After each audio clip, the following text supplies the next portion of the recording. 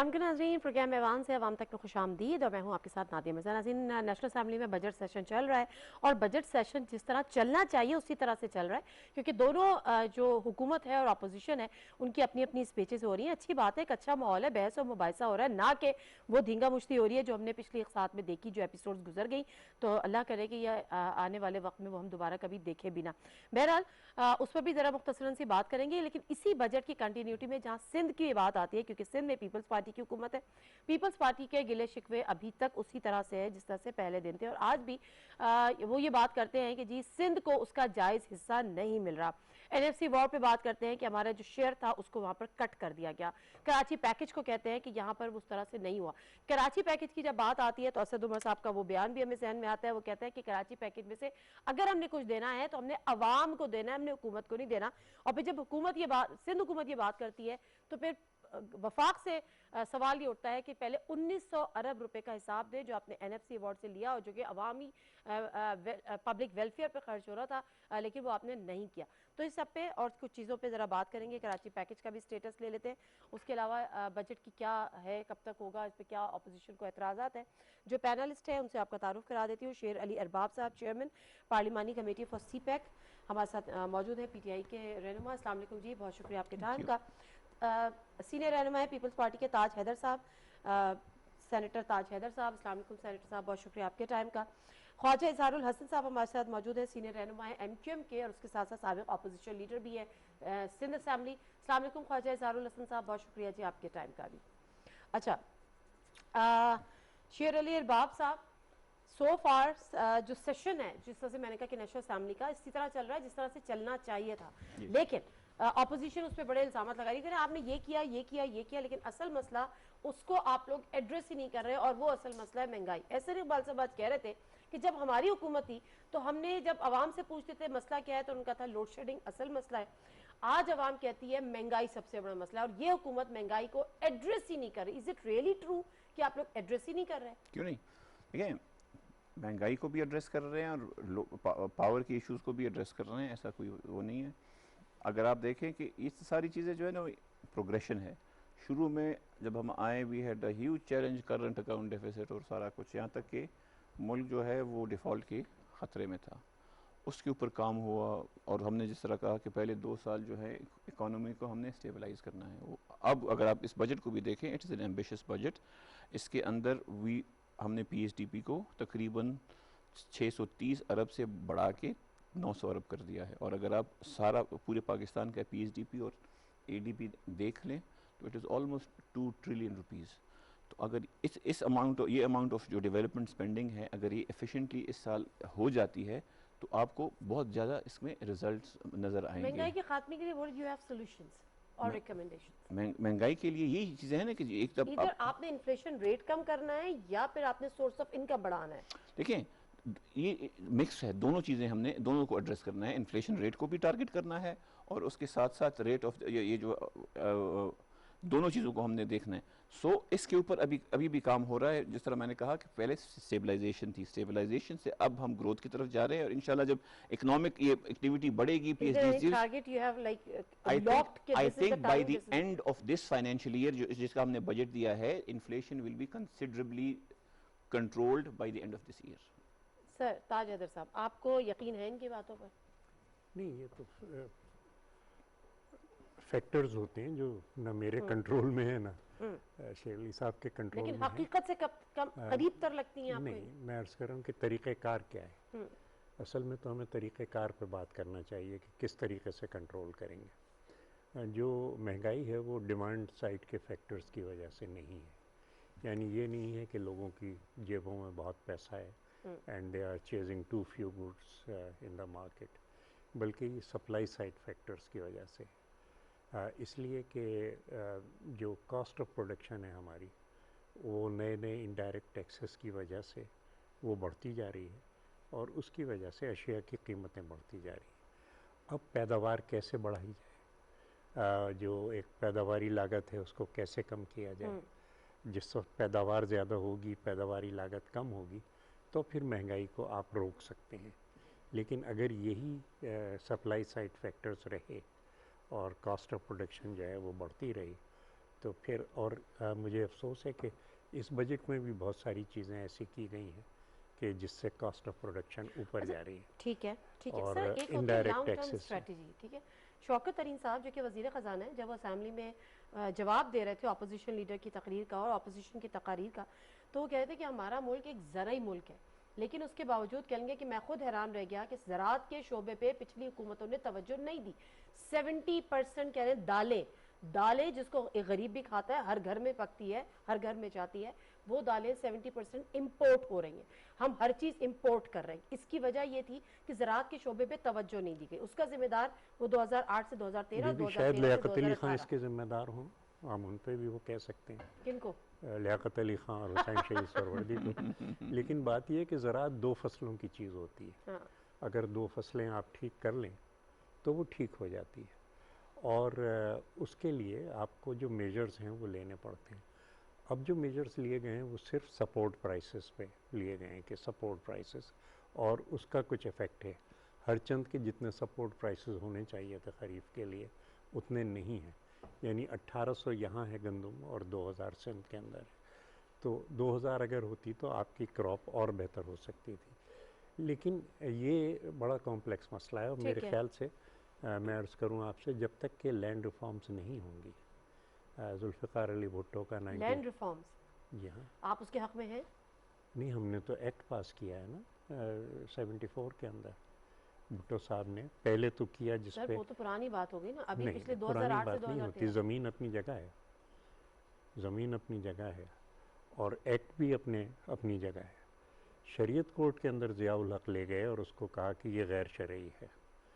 मसला 12 साल से 13 साल से आबिद हसन मंटो साहब की पिटीशन सुप्रीम कोर्ट में रुकी हुई है। ठीक है, तमाम सूबाई हुकूमतें अपना अपना पॉइंट ऑफ व्यू दे चुकी हैं जो सुप्रीम कोर्ट में, लेकिन सुप्रीम कोर्ट शायद चले बहुत इस मसले को आप बहुत कॉम्प्लेक्स इशू करार दे रहे हैं। नहीं कोई तो नहीं है, उससे भी ज्यादा एक कॉम्प्लेक्स इशू है, Nothing- वो है सूबा सिंध। उसमें कोई कॉम्प्लेक्सिटी नहीं है, nothing short of land reforms would नहीं नहीं, not regarding the land reform, उससे पहले जो आपने सारा ज़राअत और ये सब कहा कि जो क्रॉप्स का इशू था या जो चीज़ें इंपोर्ट हो रही हैं वो नहीं होनी चाहिए थी वगैरह वगैरह, इन्फ्लेशन मैंने को तो ये नहीं लेकर। कहा तो सर उस कि इंपोर्ट होनी चाहिए थी वो नहीं नहीं, मैंने नहीं कहा आपको मैंने कहा जो इंपोर्ट देखिए, हो रही हैं वो नहीं होनी चाहिए थी। नहीं, These मैं are my आपसे ये words. कहता हूँ कि इकोनॉमी इस वक्त इंपोर्टर और स्मगलर के हाथ में है, और उसके अंदर ये है कि शॉर्टेज क्रिएट की जाती है, ठीक है, प्राइसेस ऊपर जाते हैं, इंपोर्ट खोल दी जाती है।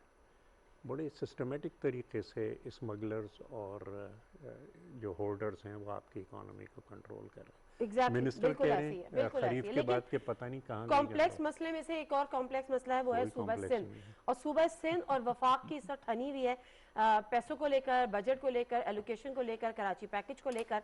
तो ख्वाजा ज़ारुल हसन साहब, आपकी तरफ आती हूँ, मुझे ये बताएगा कि ये जो एनएफसी अवार्ड की बात है, क्योंकि आप हुकूमतों का हिस्सा भी रहे पीपल्स पार्टी के साथ सिंध में, ये एनएफसी अवार्ड का असल में मसला है क्या, रोला है क्या?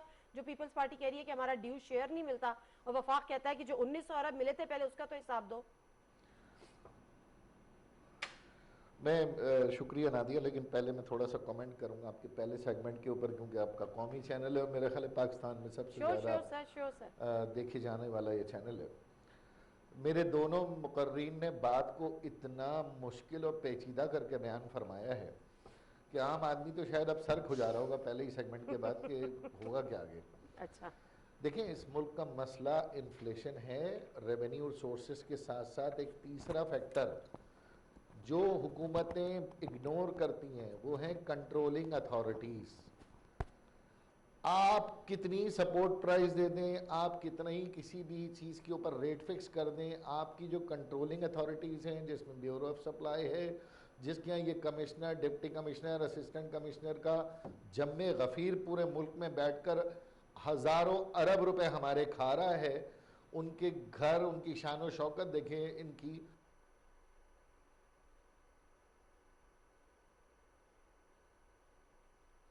कोई टेक्निकल इशू आया? देखिए अब ऐसी बातें करेंगे तो साउंड जो है फिर उसके बाद जो है ये सारी चीजें कंट्रोल। और जहाँ तक आपने फरमाया कि ये एग्रीकल्चर तो अच्छा वो जी, 1% उसका कंट्रीब्यूशन हो, आप खुद मैं इनको रिकनेक्ट कराते हैं आई गेट। इस बात से आप अग्री करते हैं? वो कहते हैं जी आपने जितनी बातें की हैं वो सर से गुजर गई हैं, असल में जो मसले हैं वो यहाँ पर है, कंट्रोल नहीं हो रही। सेनेटर साहब से आपने पूछा?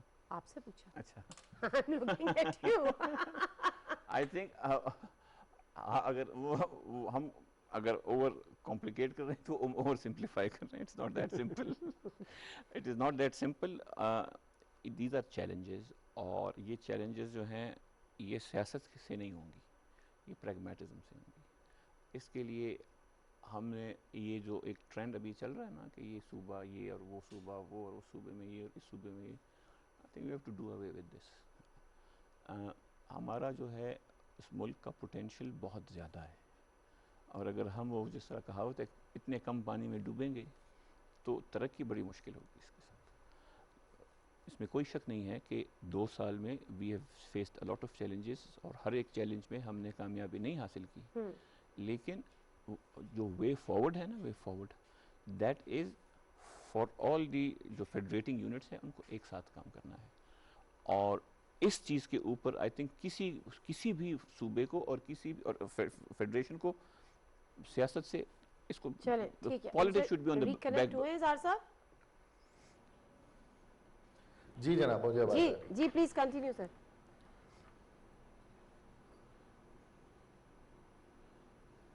जी ख्वाजा एजाज साहब अपनी बात मुकम्मल कर लीजिए। बस मैं ये गुजारिश कर रहा था कि देखें, जहाँ पर मैंने कंट्रोलिंग अथॉरिटी की बात की वहीं पे मैं आपको बता दूं, आपकी जो एक करप्शन है वो as a parallel economy travel कर रही है, और वो सिर्फ एलीट क्लास में ट्रैवल कर रही है।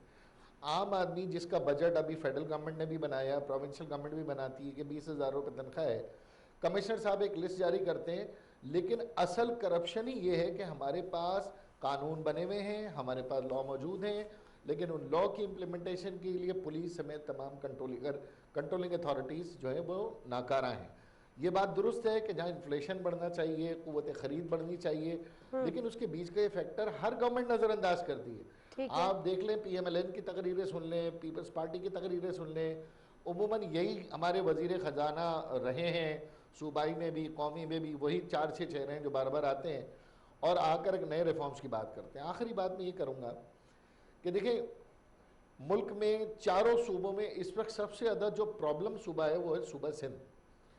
और सूबा सिंध का मसला ये है कि अभी ये हुकूमत आ जाए ना विफाक में, तो ये चारों सूबों की जंजीर हो जाएगी और पूरे मुल्क में दूध की नहरें बहने शुरू हो जाएंगी। लेकिन जब ये सुमट कर सूबे में आ जाते हैं तो फिर ये 18वीं तरमीम के टूल्स, ढाल, सिंधु देश, कौम परस्ती, सिंध को ख़तरा, ये सारी चीज़ें होती हैं। आज मैं आपको बताऊं, जब पहली बार पाकिस्तान पीपल्स पार्टी ने हुकूमत संभाली थी सूबे सिंध की, तो उस वक्त सूबे सिंध का बजट था 243 अरब रुपए, यानी 243 और 50 बिलियन, 250 बिलियन कर लें आप। आज हमारे सूबे का बजट है तकरीबन 1500 बिलियन, यानी 1477 बिलियन, एवरेज कर रहा हूं मैं 1500 बिलियन। लेकिन हमारा रोना वही है जो 2008 में था जब जरदारी साहब प्रेसिडेंट थे। हमारा रोना वही है जो 2010 में था जब जरदारी साहब प्रेसिडेंट थे, यूसुफ रजा गिलानी साहब प्रेसिडेंट थे। हमारा रोना ही नहीं खत्म होता। मैं समझता हूं कि ये जो सारा मामला है विफाक और सूबे की दरमियान की लड़ाई का, ये अवाम को एक धोखा देने वाली बात है। अब जो मुराद अली शाह साहब फरमाते हैं, ताज हैदर साहब बैठे हैं, क्या मजाल है विफाकी हुकूमत की जो 1 रुपया भी डिडक्ट कर सके, जबकि NFC का कॉन्स्टिट्यूशनल फार्मूला मौजूद है, रेगुलेटरी अथॉरिटी मौजूद है, एक एक पैसा आपको आपके अकाउंट्स के जरिए ट्रांसफर हो जाता है। ये थोड़ी है कि प्राइम मिनिस्टर चेकबुक लिख रहे होते हैं कि हाँ जी कितने 15 अरब रुपए कम कर दो सूबे के, चलो जी 15 कम कर दिए। ओके, आम आदमी को क्यों बेवकूफ बना मतलब रहे हैं? आप ये कह रहे हैं कि NFC के शेयर से कोई कट नहीं होता? कुछ नहीं होता। जितना रेवेन्यू होता है उसका 57% सूबों को चला जाता है। 57%। और अगर सूबों को कहीं कम भी मिला है तो सूबे ये बताए ना, सूबा सिंध ये बताए कि 2008 में 70 अरब रुपए आपका रेवेन्यू, तो आज आपका रेवेन्यू 330 अरब रुपए है। लोकल 330 अरब रुपए। भाई वो किधर गए? अगर विफाक से कोई चलिए सवाल मैं कर रहा है, ताज साहब से बात ये कर लेती हूँ। बिल्कुल ये सही सारे कर रहा है। सवाल जो आपने उठाए हैं, लेट मी आस्क रिक्वेस्ट ताज साहब टू रिस्पॉन्ड। Sir please. क्या सवाल? सर वो बेसिकली वो तमाम वो ये कह रहे हैं कि जो सबसे बड़ा जो इशू है और जो ब्लेम है बिलावल भुट्टो जरदारी का, वो एनएफसी अवार्ड को लेकर है कि जी वफाक जो है वो एनएफसी अवार्ड में ड्यू शेयर सिंध को नहीं दे रहा। तो उस वो पे कह रहे हैं कि एक फार्मूला है, कैलकुलेटेड फार्मूला है, उसके तहत होता है, उस पे उसके तो वो तहत हमारे आपको साथ मिलता है। हैं, हाँ उस पे तो ये हमारे साथ हैं। मैं खुद वहाँ हाजिर हुआ था इनकी खिदमत में, ख्वाजा साहब खुद तशरीफ़ रखते थे और मैंने सारी फिगर्स बताई थी कि जिससे इन्होंने एग्री किया कि हमारी पॉपुलेशन अंडर काउंट है। पहली चीज़, पॉपुलेशन अंडर काउंट है। पॉपुलेशन में कोई 30% का फ़र्क है और ये एमक्यूएम का भी मुतालबा है। एमक्यूएम पहले सिर्फ कराची की पॉपुलेशन में की बात करती थी, अब उस मीटिंग के बाद वो पूरे सिंध की पॉपुलेशन की बात कर रहे हैं कि, और ये बड़ी अच्छी बात है कि सर एक इशू तो जो पॉपुलेशन नहीं, आपका ये शॉर्ट बहुत बड़ा दिखाई इशू है। 848 हमें मिला है इस वक्त। अगर पॉपुलेशन हमारी ठीक हो तो 8 ट्रिलियन से हमें ज़्यादा मिलेगा। True. I mean, we are facing a deficit of ठीक है, 200 ठीक बिलियन इन फेडरल ट्रांसफर्स, सिर्फ इसलिए कि हमारी पॉपुलेशन जो है वो उसको सर कम तो काउंट ये तो किया बड़ा जाए। एक टेक्निकल चीज है ना क्यों कि technical जब तक चीज़ है? आपका वो सेंसस दोबारा से नहीं होगा, क्यों आपकी census? मर्दमशुमारी दोबारा से census नहीं क्या? होगी, आपको सही से दोबारा से नहीं गिना देखिए जाएगा। पिछली मरदमशुमारी में क्या किया गया, मेरी किताब आ रही है अगले हफ्ते, तमाम पार्लियामेंट के मेंबर्स को मैं पेश करूंगा, क्योंकि I was at the centre of it as leader of the party in the Senate. 24वीं आईनी तरमीम मैंने रोकी कोई 4 महीने, और कर्नल मशदी साहब एमक्यूएम के वो मेरे साथ थे।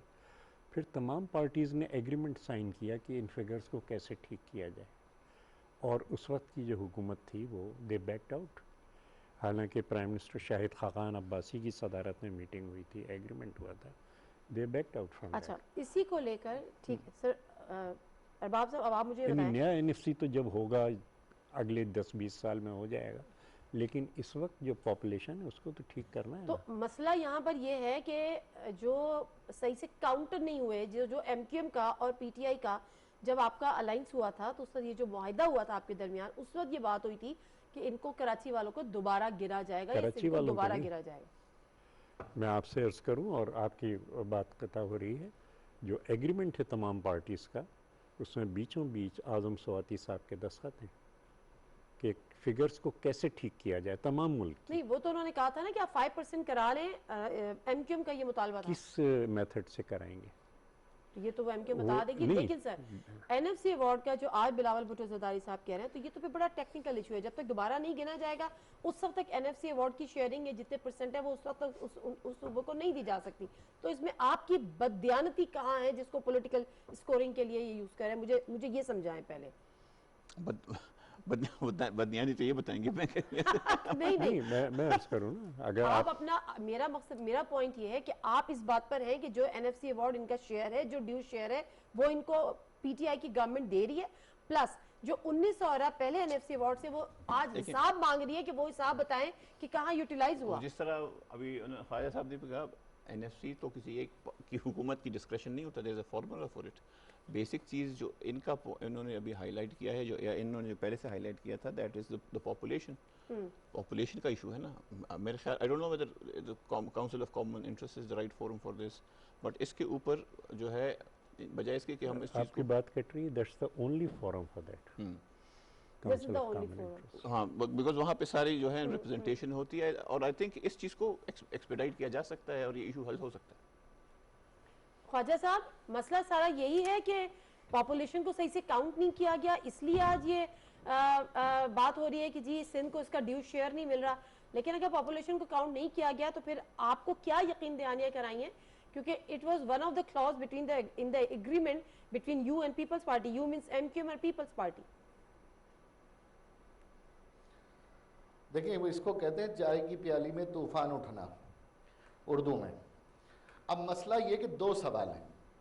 पहली चीज़ थी जो मौजूदा रेवेन्यू है वो सही डिस्ट्रीब्यूट हो रहा है, तो मेरी बात को कोई चैलेंज करके दिखा दे वो बिल्कुल सही डिस्ट्रीब्यूट हो रहा है। एक एक रुपया जो भी रेवेन्यू आ रहा है, सूबों का जो शेयर है 57.5% उसके तहत एनएफसी के जरिए, जिसमें पॉपुलेशन है, बैकवर्डनेस है, एरिया है, रेवेन्यू है, इन चारों क्राइटेरियाज में वो डिस्ट्रीब्यूट हो रहा है।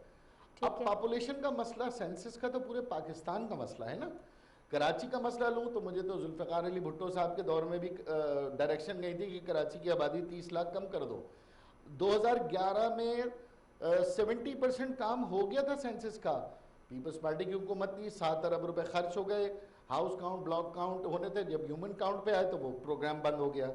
अब अगर जैसे तैसे सेंसस हो गया, तब सुप्रीम कोर्ट ने भी ये बात की है कि सीसीआई फैसला करे, और सीसीआई ने एक फैसला किया कि भाई 2023 में कर देंगे, जिसके बजट में पीटीआई की गवर्नमेंट से हमारा एक मुतालबा था, जो फंड एलोकेट किया गया है। अब इसमें ना मुराद अली शाह साहब कुछ कर सकते हैं, ना मैं कुछ कर सकता हूँ, ना पीटीआई कुछ कर सकती है। कोर्ट की एक डायरेक्टिव है, सीसीआई ने तय कर दिया, ना 5% हो सकता है। तो ये बताएं पहले कि वो जो फार्मूले से अभी पैसे मिल रहे हैं वो तो ठीक मिल रहे हैं ना, उसका शोर नहीं करें। आबादी के हिसाब से जब सिंध को ज्यादा मिलेंगे तो पंजाब को भी ज्यादा मिलेंगे, हो सकता है केपीके को कम मिले, हो सकता है भाई वो तो बाद में तय होगा ना, जब फार्मूला बनेगा, जब आबादी कैलकुलेट होगी। तो ये अभी इस चाय की प्याली में जो तूफान मचा हुआ है कि विफाक ने हमें कम पैसे दिए, और मैंने आपको जैसे मिसाल दी कि ना प्राइम मिनिस्टर ने चेक बुक लिखनी है सिंध की, ना वजीर खजाना ने चेक बुक लिखनी है। एक फार्मूला है, सारे सूबों को डिस्ट्रीब्यूट हो जाएगा। ठीक है, हाँ, बिल्कुल समझ आ गई आपकी जो बात। अपना रेवेन्यू कलेक्ट कर रहे हैं वो चेक बुक वजीर आला के पास होती है। ओके, ताज हैदर साहब, अब मसला ये है कि वो तो जब रिकाउंटिंग होगी उस हिसाब से आप लोग को ज्यादा मिल जाएगा, लेकिन अभी की जो काउंटिंग है उसके हिसाब से तो आपको सही मिल रहा है। तो क्या ये बिलावल भुट्टो जरदारी साहब के पॉलिटिकल स्टेटमेंट्स हैं कि जब वो कहते हैं कि जी सिंध के साथ ज्यादती हो रही है, तो क्या ज्यादती हो रही है? रिकाउंटिंग कब होगी वो तो देखा वो जाएगा। बताया ना, सुप्रीम कोर्ट ने कहा है 2023। मैंने अर्ज किया ना कि वो 5 बिलियन रखे गए। पिछली जो सेंसस हुई थी उसमें 18 बिलियन खर्च हुए थे, तो 5 बिलियन के अंदर सेंसस नहीं होता।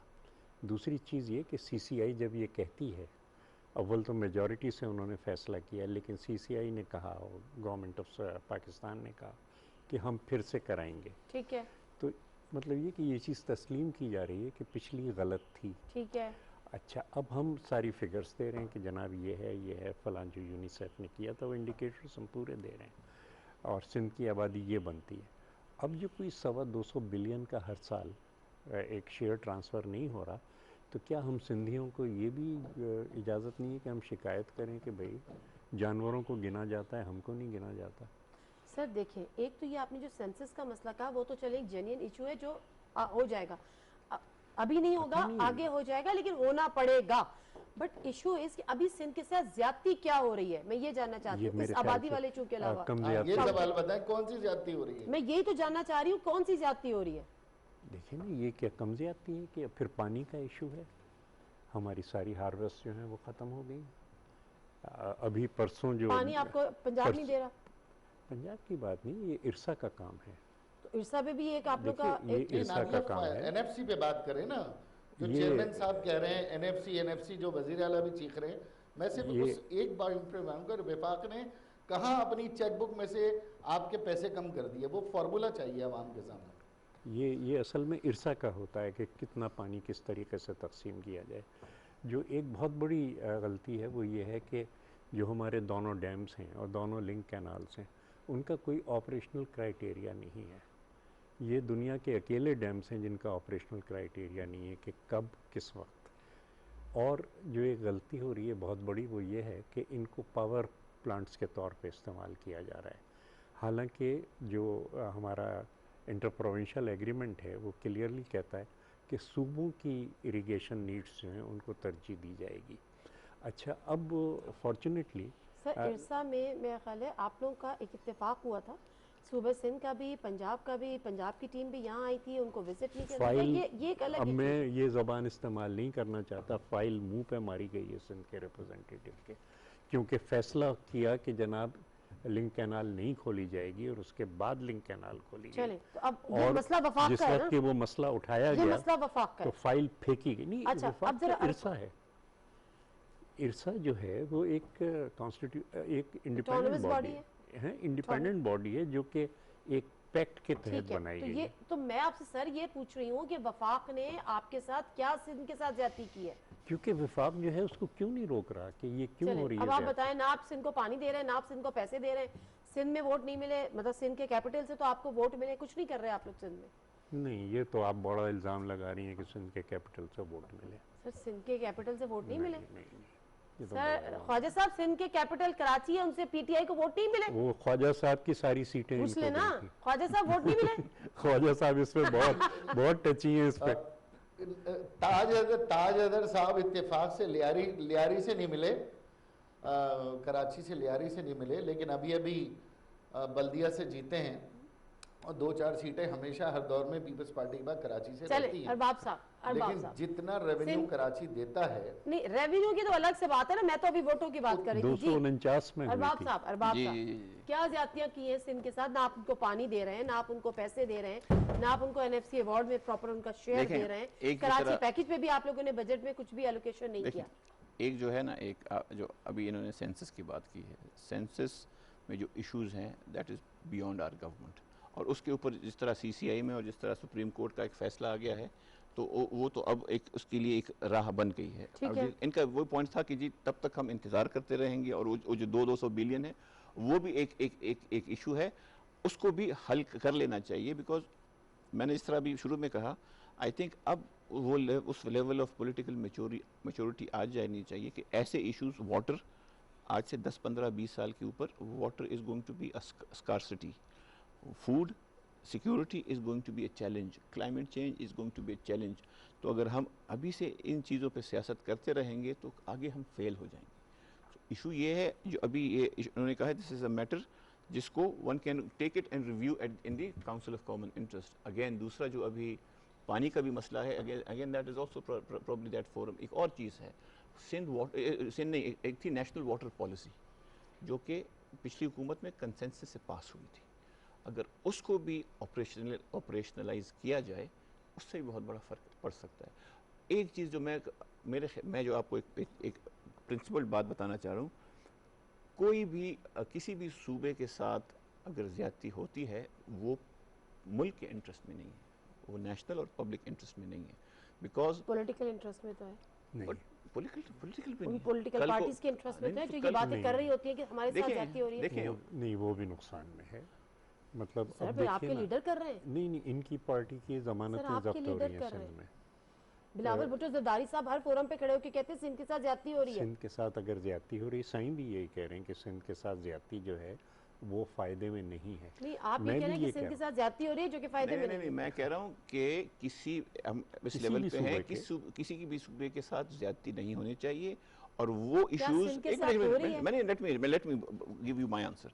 बेसिक चीज़ ये है, जितनी भी इस किस्म के इश्यूज हैं जो कि एग्जिस्टेंशियल हैं, पानी, फूड सिक्योरिटी, क्लाइमेट चेंज और इस तरह की, और उसके ऊपर these should be above political and party lines. इसके ऊपर, बिकॉज ये फिर हमारा नुकसान है, एक्रेमनी बनती है, फिर चीज़ें बिल्डअप होती हैं, जनरेशंस, बहुत सी जनरेशंस हैं। अगर आपने उसको इसी तरह बड़ा किया ऑन पॉलिटिकल एजेंडा, तो कल को हालात ख़राब हो सकते हैं। मतलब why should we create fault lines for enemies which are not there. Khawaja sahab, पहले तो मुझे जवाब नहीं मिल रहा कि सिंध के साथ ज्यादती क्या हो रही है। ले देखिए, अगर एनएफसी अवार्ड है उसका फार्मूला आपने बता दिया है कि जी एनएफसी अवार्ड का जो फार्मूला है उसके तहत मिल रहे हैं, जब रिकाउंटिंग होगी तो उसके तहत मिलना शुरू हो जाएंगे। लेकिन तो क्या हम ये समझें या आप क्या समझते हैं कि ये जो हर फोरम पे बात है कि सिंध के साथ ज्यादती हो रही है, कराची पैकेज के नाम पर कुछ नहीं दिया जा रहा, सिर्फ वादे हो रहे हैं, सिंध के साथ वफा नहीं हुई, इसका जवाब आप दे दे प्लीज। देखिए, पहली चीज़ तो मैं बताऊं, मसला सिंध का नहीं है, सिंध हुकूमत का है। जब हुकूमत के गिर्द आप घेरा तंग करें, उसकी करप्शन को बेनकाब करें, चाहे वो माजी में किसी भी सूबे की रही हो, ख़ास तौर पे सिंध में ये होता है, जब आप गवर्नमेंट के ख़िलाफ़ क्रिटिसाइज़ करने जाते हैं, वो फौरी तौर पर मशरूत कर देते हैं पाकिस्तान पीपल्स पार्टी को सिंध के ख़तरात से। एक वज़ीर भी गिरफ्तार हो जाए करप्शन में, सिंध को ख़तरा हो जाता है। करप्शन पे बात कर लें, सिंध को ख़तरा हो जाता है। अब ये जो मसाइल हैं, जो इरसा का मसला है, तो काउंसिल ऑफ कॉमन इंटरेस्ट बैठा है ना, 10 मीटिंगें करें, प्राइम मिनिस्टर को प्रेशर करें, बैठें वहाँ पर, इरसा की कमेटी में जाके बैठें, वहाँ पर आपका नुमाइंदा सूबा सिंध का एक होता है, वहाँ पे तय करें, लोगों के सामने लाएं। मैं कहता हूँ पूरे पाकिस्तान लेवल पे वाटर कॉन्फ्रेंस करें, पॉलिटिकल स्कोरिंग ना करें, लेकिन साथ साथ ये भी बताएं कि बदीन के बाद जो डाउन स्ट्रीम में मिलियंस ऑफ गैलन पानी चोरी हो रहा है, अपोजिशन के मेंबर्स के पास ज़ेरियाब नहीं है, उनकी फसलें सूख रही हैं, ब्लैकमेलिंग हो रही है, जो इंटरनल थेफ्ट है उसका क्या होगा? मेरा 650 MGD पीने के पानी का कोटा मौजूद है, और कराची में कोई फसलें नहीं हैं। यहाँ लोग नहाते हैं, खाना पकाते हैं, गुस्ल करते हैं, वज़ू करते हैं, या जनाजे गुस्ल करते हैं। यहाँ पर कोई हमारी यहाँ फसलें नहीं हैं। सबसे कम पानी इस्तेमाल करने वाला सबसे बड़ी आबादी के शहर को 450 मिलियन गैलन पानी मिल रहा है, जो मेरे कोटे से अप्रूव्ड है। K4 मेरे कोटे से अप्रूव्ड है। इसका जवाब कौन देगा? फिर मैं आखिर में गुजारिश करता हूं, देखें, लोगों को सिर्फ इस बात पर कि सिंध को खतरा है, ये बहुत बेवकूफ़ बना लिया। ये एक सेपरेटिस्ट सोच है, ये एक इंतहा पसंदी की सोच है। 18वीं तरमीम के बाद सिंध फेडरेशन का पार्ट है। ये वो लबो लहजा है जैसे ज्यादती हो रही है, दुश्मनी हो रही है, और सिंधियों के साथ ये हो रहा है। ये इश्तियाल अंगेज किस्म के जुमले मैं समझता हूँ जिम्मेदारी के साथ वज़ीर आला साहब के साथ बाकी पार्टी लीडर्स को भी बहुत जिम्मेदारी से इस्तेमाल करना है। आज आप फेडरल में नहीं हैं, कल आप फिर फेडरल में जाएंगे, तो फिर क्या आप सब उस वक्त कैसे जवाब देंगे सिंध का? और यही सारी चीज़ें आसिफ जरदारी साहब की गवर्नमेंट में रही हैं, ये इरसा यूसुफ रजा गिलानी साहब के दौर में रहा है। ठीक है। आखिरकार वो सारी बातें हम भूल क्यों जाते हैं? अच्छा, एक सवाल जो मैं ताज हैदर साहब आपसे करूंगी कि ठीक है वफा, आपका मुझे आप इसका जो भी जवाब देना चाहें, you have all right, but again Sindh में अपना जो सिंध का रेवेन्यू जनरेट हो रहा है, क्या वो सिंध के अवाम पे लग रहा है? क्या सिंध के अवाम की अपनी हालत तब्दील हुई है? क्या लड़काना के लोगों की हालत, जिंदगी जो लाइफ स्टाइल है, लिविंग जो है उनकी, उसमें कोई तब्दीली आई है? हम तो गंदे बच्चे हैं नहीं, और I'm asking, sir. हर किस्म के इल्ज़ाम हम पे लगते हैं, लेकिन तरीक़ेकार मौजूद है। ये देखना कि पैसे कहाँ गए, ये वफाकी हुकूमत का काम नहीं है, ऑडिटर जनरल का काम है, जो कि एक कॉन्स्टिट्यूशनल बॉडी है, और उसमें अगर कहीं प्रॉब्लम्स हैं तो उसको देखा जा सकता है। ना ही हम फरिश्ते हैं, मैंने तो कहा हम गंदे बच्चे हैं। लेकिन और सिंध जो है वो जहन्नुम से भी ज़्यादा ख़राब है, इतना बुरा है। लोग चले आते हैं सिंध में पाकिस्तान के तीनों सूबों से। इस वक्त पोजीशन ये है कि हमारे अस्पतालों में 60% मरीज़ बाकी 3 सूबों से आ रहे हैं। हमारे भाई उस्मान काकड़ को वहाँ से फ्लाई किया कि जी वहाँ देखा जाए, और शायद उसमें देर हुई या क्या हुई, और मेरे ख्याल से अगर उनको ट्रॉमा सेंटर में रखा जाता तो शायद बेहतर, अल्लाह कोई करम करता। बहरहाल कोशिश की, लेकिन ये कि क्वेटे में अगर एक सेनेटर की तबीयत ख़राब होती है तो उसको कराची लाया जाता है, और सारे अफ़गानिस्तान तक से मरीज़ हमारे SIUT में और NICVD के अंदर आ रहे हैं, और हम उनका इलाज कर रहे हैं और ख़ुशी से इलाज कर रहे हैं। लेकिन अगर ये सहूलियात उन सूबों में भी मैसर हों तो क्यों कोई मरीज़ को 1000 किलोमीटर दूर लेके जाए? फिर मरीज़ के साथ 2 उसके तीमारदार आते हैं, खाने का इंतज़ाम हो जाता है सबके, वो वहाँ पे इतनी अंजुमनें हैं जो कर देती हैं।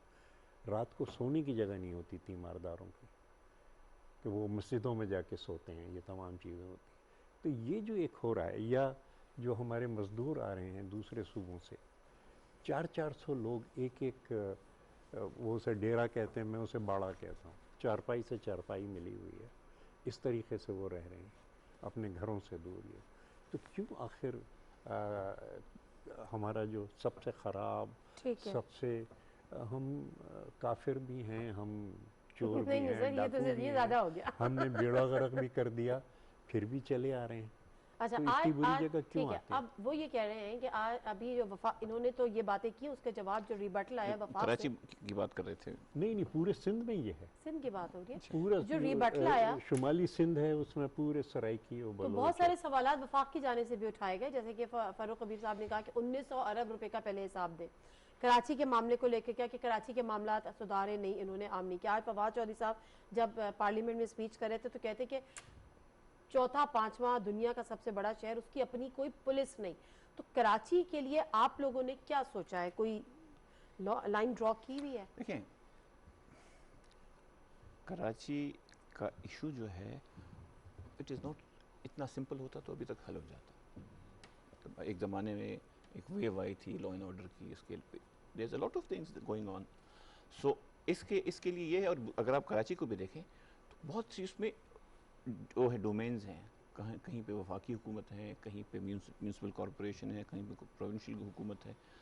इसका वे फॉरवर्ड यही है कि इसमें जो है ना जितनी भी इकाइयाँ हैं वो सब मिलके इसको सच्चे दिल से इसको इन इश्यूज तो को नहीं हो एड्रेस करें। नहीं साईं अवां ये पंहिंजा तो नहीं होता सर, अवां ये पंहिंजे नहीं सूबे होता। जे ख्याल कजे। इमरान खान साहब वजीर आजम कराची गए हैं, वजीर आजम साहब बैठ के मीडिया टॉक कर रहे हैं, एक तरफ वजीर आला बैठे हुए हैं, एक तरफ गवर्नर सिंह बैठे हुए हैं।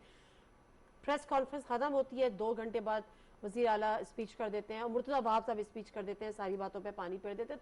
तो ये बड़ी आइडियल सिचुएशन है, ख्वाब है जो पूरा नहीं हो सकता। अगर इस तरह नहीं होना तो फिर कभी भी नहीं होगा। आप हमें हर बात कहते रहें, कहें और ज़्यादा कहें और अपनी ज़मानतें जब्त कराएं इलेक्शनों के अंदर। मैं ये कह रहा हूँ कि अगर दूसरे सूबों के अंदर कुछ काम कर लिया जाए तो ये जो सिंध की तरफ एक इकोनॉमिक माइग्रेशन हो रहा है, ठीक है, इसमें कमी आ जाएगी। ओके, ठीक और है। हम अपना सूबा संभाल लेंगे। हमारे सूबे की अब जैसे लोग आ गए उनके लिए पानी का भी इंतज़ाम करना है, सारे म्यूनिसिपल फंक्शंस भी करने हैं, ट्रांसपोर्ट का भी इंतज़ाम करना है।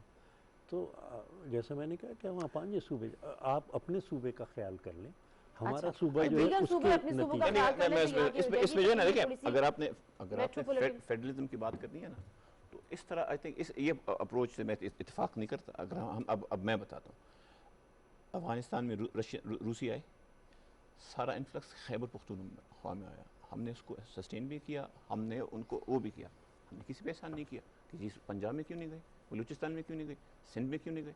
अगर आपने फेडरलिज्म का करना है और अगर आपने भाइयों की तरह या ख़ानदान की तरह रहना है, तो फिर ये नहीं कि मैं अलग और मेरा ये और उसका वो और उसका वो और उसका वो उस तरह नहीं चल सकता। It will disintegrate. ठीक है, और दूसरी बात देखिए सर, माजरत के साथ, हमने पाकिस्तान जो बना है ना, ये किसी एक ना पख्तूनों ने अकेले बना है, ना पंजाबियों ने अकेले बनाया है, ना बलोचों ने अकेले बनाया है। जाहिर है, ये तो बात ही नहीं करनी है, हमें फेडरेशन की बात करनी है तो उसी को प्रमोट करना है। ख्वाजा साहब जरा कराची पैकेज पे जल्दी से कर दें, फिर जरा इस्लाहात पे भी बात करेंगे, इलेक्टोरल रिफॉर्म वगैरह पे बड़ी बात हो रही है।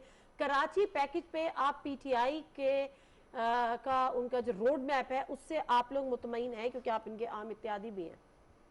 अहम लगाया मैंने साथ। नहीं, इत्तेहादी तो बिल्कुल है, लेकिन देखिए मुतमईन हम बिल्कुल नहीं हैं। वजह ये कि प्राइम मिनिस्टर साहब को और उनकी टीम को ये बात तो पहले से पता थी ना कि 18वीं तरमीम भी है। ये बात पहले से भी पता था कि पीपल्स पार्टी आपको हर्डल्स भी देगी और बहुत ज़्यादा रेड टेप्स भी देगी। हमें ये बात भी पता है कि चीफ सेक्रेटरी समेत और भी बहुत सारे अफसरान जो कि इस्टेब्लिशमेंट डिवीज़न के अंडर आते हैं, उनको आप प्रेशर भी कर सकते हैं, उनसे कोऑपरेशन भी ले सकते हैं। लेकिन अब जो 3 साल गुजर गए और हमें अगर ये सुनने को मिले कि वो 18वीं तरमीम का मसला आ गया, मुराद अली शाह साहब हमें गटर का काम नहीं करने दे रहे, गलियों में सेवरेज नहीं डालने दे रहे, तो ये मेरा ख्याल है पीटीआई की, मैं समझता हूँ जो टीम है ये इनकी ना तजर्बेकारी हो सकती है। अब इसी तरह 140A की एक पेंडिंग पिटिशन चीफ जस्टिस साहब की गोश गुजार पेंडिंग है। वो वैसे तो माशाल्लाह उन्होंने बड़े सख्त फैसले किए, आधे से ज़्यादा कराची गिराने का हुक्म दे दिया है, लेकिन जो असल कराची का मसला है उसके ऊपर ना हमारे अटॉर्नी जनरल पेश हो रहे हैं, ना प्राइम मिनिस्टर उसको प्रेशर दे रहे हैं, ना सदर साहब दे रहे हैं, ना अदालतें हमारी सुन रही हैं। तो ये मैं समझता हूँ ये उज़र हमारा पीटीआई के साथ काबिल कबूल नहीं है। लेकिन हाँ, कुछ चीज़ें पीटीआई ने की हैं, लेकिन उसमें बहुत तेज़ी की ज़रूरत है। हम 5 साल के लिए इत्तेहादी हैं, हम जिंदगी भर के लिए इत्तेहादी थोड़ी बने थे। अगले 5 साल बाद किसको 5 साल की भी गारंटी ले रहे हैं आप? होता है हमें तो इस 5 साल में डिलीवर करना है। मैं नहीं, आप 5 साल की गारंटी लेते हैं कि आप 5 साल तक इनके इत्तेहादी रहेंगे? लेकिन हमें अपनी कॉन्स्टिट्यूएंस को जवाब देना है, आपको जवाब देना है। और इसी तरीके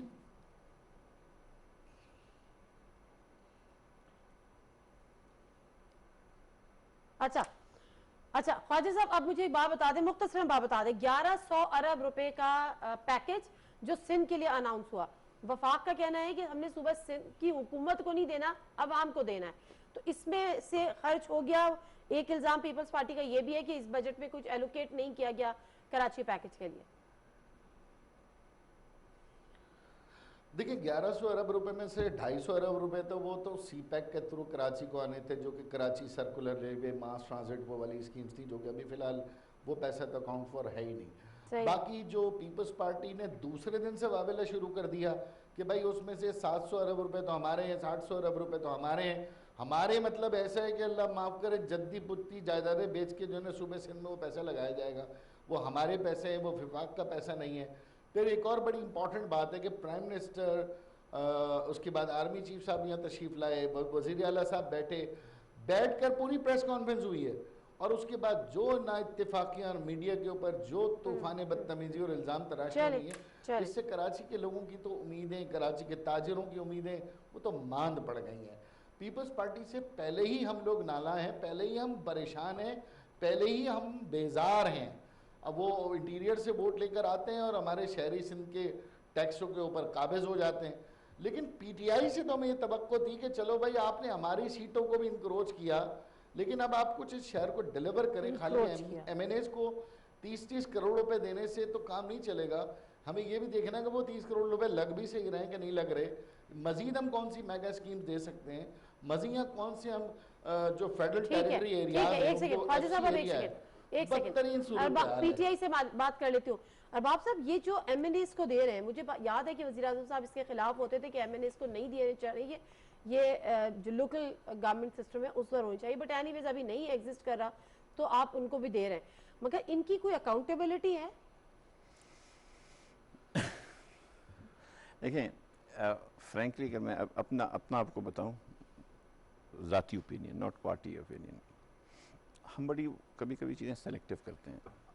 जब बात आती है ना जनरल ज़ियाक का डिक्टेटरशिप और जनरल ज़ियाक ने ये किया और वो किया, वो काफ़ी हद तक उसमें बात में वज़न होती है। ये डेवलपमेंट फंड्स जो थे वो भी उनके ज़माने से शुरू हुए थे, those were basically to win allegiances, और उसके बाद हर सियासी जमात ने इसको अडॉप्ट कर लिया। ठीक है, तो वो जनरल हज़ाल हक बुरे थे, बट उनके ये वाली चीज़ें अच्छी थी। अकाउंटेबिलिटी, ये पैसे किसी के अकाउंट में नहीं जाते हैं, हमारे अकाउंट्स में नहीं आते, ये स्कीम्स आइडेंटिफाई होती हैं और वो लाइन डिपार्टमेंट्स करती हैं। तो लाइन डिपार्टमेंट की अकाउंटेबिलिटी ठीक है, तो अपना सिस्टम है ना, वो तो हम नहीं करते, बिकॉज हमें कोई अगर हाँ हमारे अकाउंटों में चले जाए फिर हमसे पूछे बताओ कहाँ लगाए, तब तो ठीक है। बेसिकली शिकवे हैं पीटीआई के नहीं, वो तो है आपके इत्तेहादी को, बिल्कुल जायज है हो ऐसा। देखें, इत्तेहादी ऐसे हो ही नहीं सकते कि वो 100/100 एक दूसरे से खुश हो। किस जुमात में, किस दौर में कौन से इत्तेहादी 100% खुश रहे हैं, बताएं मुझे। ताज हैदर साहब मुझसे ज्यादा, ताज हैदर साहब को तो बड़ा बुरा तजुर्बा रहा है, नहीं, आपको तजुर्बात से गुजरे भी नहीं मेरा तजुर्बा ऐसा बुरा नहीं मैं आप तो अभी उस तजुर्बात से गुजरे भी नहीं है जो पीपल्स पार्टी गुजरी है। अगर इतनी ख्वाजा सीजन साहब जमात हंस रहे हैं, हमको पता है। अगर इतनी सीजन जमात जो इतनी दफा हुकूमत में आ चुकी है, या तो अगर माजी आजाद है यार, अगर मतलब वही तो मैं कह रहा हूँ ना। सो उनके बिल्कुल इश्यूज हैं और कुछ ऐसे इश्यूज हैं जो कि जेन्युइन भी हैं, बट उसके लिए और उनके रिप्रेजेंटेटिव्स हमारे साथ अभी भी बैठे होते हैं, अभी भी वो उसके ऊपर हम वो कर रहे हैं बात। मैंने बहुत बुरे ज़माने देखे हैं। मैं वही कह रही हूँ ना, पहले बहुत बुरे ज़माने देखे हैं, आजकल तो पप्पू हैं ये सारे।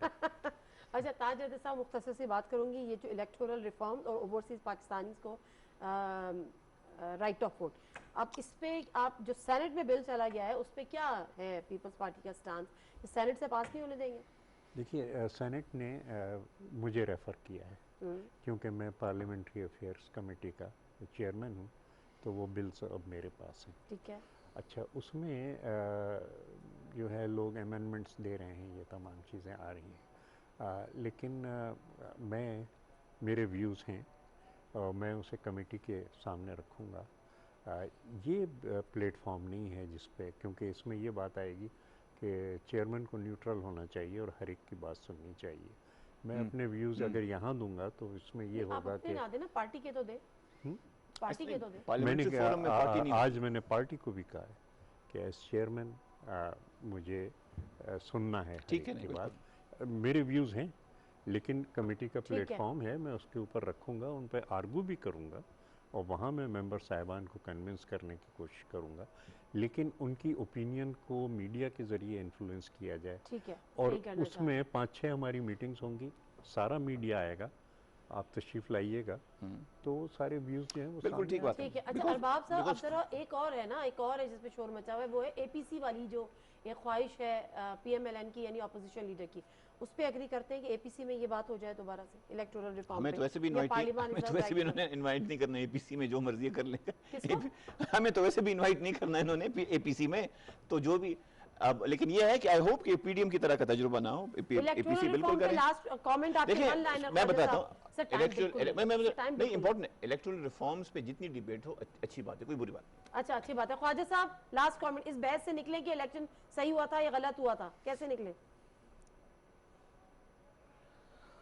ये पॉलिटिकल पार्टीज यकीनन इलेक्टोरल रिफॉर्म्स करें, उसमें बेहतरी करें। इन्होंने अपने मफादात के लिए बहुत सी जगहों पे खामोशी रखी है, जो अब आप शायद खिलाफ इस्तेमाल हो गए तो सबकी चीखें निकल गई हैं। तो मैं तो कायल हूँ इलेक्टोरल रिफॉर्म्स का भी, अकाउंटेबिलिटी ठीक है रिफॉर्म्स। ठीक है ठीक है, बहुत शुक्रिया ख्वाजा इजहारुल हसन साहब के टाइम का।